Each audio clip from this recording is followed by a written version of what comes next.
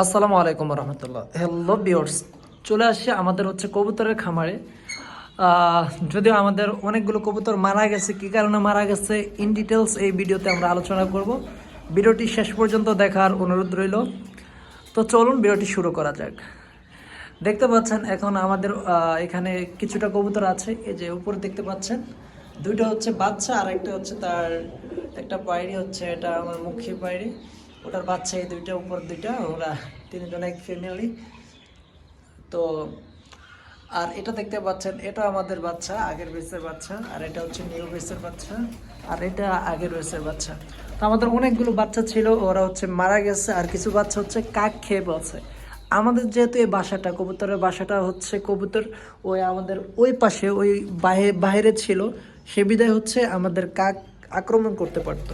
এখন যেহেতু আমরা এই রুমে নিয়ে আসছি, দেখতে পাচ্ছেন ওইখানে আমাদের গেট সব লক করা আছে, নেট দেওয়া আছে, কোনোভাবে এখানে কোনো ওরও বাইরে যেতে পারবে না, কেউ এখানে আসতেও পারবে না।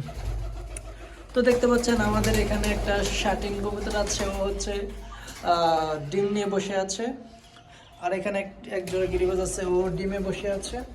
আর এখানে দুইজন আছে, ও একজন অসুস্থ, ডিম পারবে, আর একজন হচ্ছে তার সঙ্গী দিচ্ছে, তারা কোম্পানি দিতেছে আর কি, যাতে ডিম পারে সে।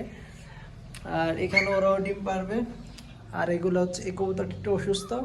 তো কিছু কবুতর অসুস্থতার কারণে মারা গেছে। কেন মারা গেছে হচ্ছে আমাদের একটা ভুল ছিল, আর হচ্ছে এমনি তো যেহেতু এখন শীতকাল চলে আসছে, শীতকালে হচ্ছে কবুতরের প্রপারলি যত্ন নেওয়া দরকার।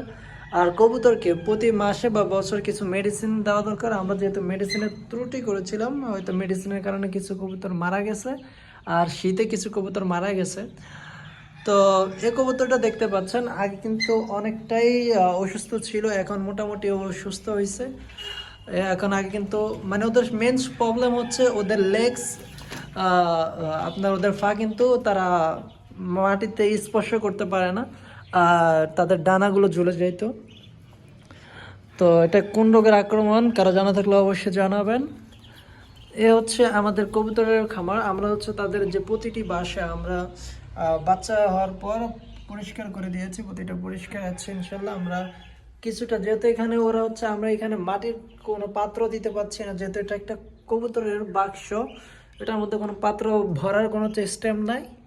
সেজন্য আমরা কিছুটা খড় দিয়ে দিয়েছি, যাতে হচ্ছে ওটার মধ্যে ওরা ডিম দিতে পারে। যেহেতু ওরা বাইরে থেকে, যারা বাইরে কবুতর পালেন, বাইরে থেকে গাছের ডালপালা আনে, ওরা হচ্ছে ওটা থেকে ডিম পারে।